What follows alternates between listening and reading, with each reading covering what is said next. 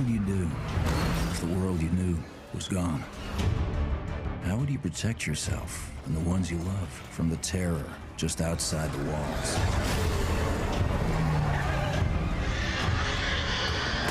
In this world of the living and the dead, how will you survive?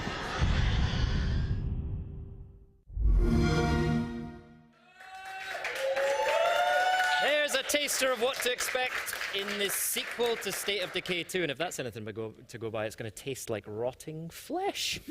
Yummy. Hey, we're joined by Jeff from Undead Labs. That wasn't a link to you, by the way. I hope not. No, fine. Welcome. Thank you. Glad to be here. So, if anybody, had State of Decay passed them by, and I really, really recommend playing the first one on back compat. I just did it recently, but can you just tell us really quick what's it all about? Yeah, State of Decay is it's all about your own survival fantasy. We wanted to make a game that captured that part of the zombie genre that was you and your friends sitting around at the pub after a good zombie flick and kind of talking about your own personal survival plans. And so the game's built around that. We give you the tools to go tell your own survival story and see how you do. So Jeff, I love post-apocalyptic stories, right? So tell me, how did we get into this mess? How did we get into the apocalypse in State of Decay 2? Well, that's something you have to find out as a player. We revealed a couple of hints along the way in the original.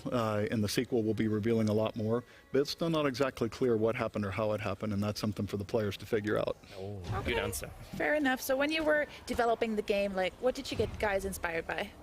Well, at the time we've been thinking about this game for, more than a decade. At the time there was this kind of really good crop of this reemergence of zombie movies. There was the 28 Days Later, 28 Weeks Later, and then even movies like Zombieland and Shaun of the Dead that brought a little bit of humor to it.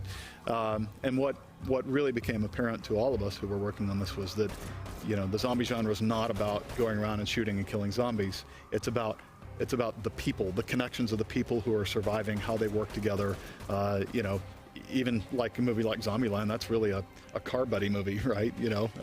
And so there's just all this expressiveness in it, and we wanted to capture that width and breadth of the genre and not just the how do you kill zombies. So will we maybe see a Twinkie in State of Decay 2?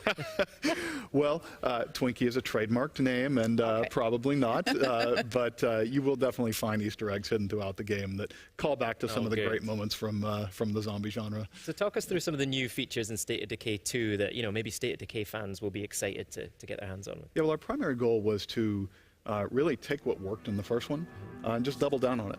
We came up with a really unique formula, the kind of third-person action married with the really deep RPG progression mechanics for your characters, the base building, and then put that all in a simulated open world. And that formula really resonated and really did well. And so what we wanted to do was just take that, deepen each of those systems, and really just deepen the survival fantasy.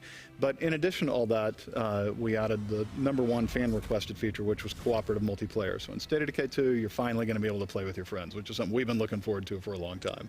Excellent. Now, one of the things I loved about State of Decay, but it also caused me a lot of pain as well, was permadeath. Yep. Are you bringing that back in State of Decay 2? Oh, it's core to the experience, absolutely. Yeah. There is no sense of threat. There is no sense of consequences for your actions if there's not death in the game. It's hard to imagine making a zombie game that doesn't really have a permadeath. But the important thing for us is that if you die in the game, you can always look at it and say, if only I had done this differently or that differently, right? We never want you to think the game just arbitrarily decided it was time for you to die or kind of cheesed it, right? It has to be because of something you did, and that's the contract we make with the players. Good. So really this fan feedback, going back to the co-op, when I think about State of Decay 1, like what I have to do, managing community, I have to build my base, like I have to go into the missions. How does that look on co-op? So what we wanted to do was make co-op really simple. We don't want a whole lot of set up your party mechanics and invitations and joins. What you do is you can always just jump into your friend's game. It's drop in, drop out multiplayer. But we also have this really cool mechanic where when you're playing the game, you can register to say I'm willing to help people. And then somebody else, if they're playing, whether they're your friend or not, if they get in trouble, they can shoot a flare gun, and you get a beacon. It says, hey, someone's in trouble. And you can just hit that little Xbox button, and you jump right in, and you're there to help them out. And so it really gives it a feeling of community helping community, which is really the heart and soul of the game. State of Decay 2 is a game of humans working together to overcome the apocalypse.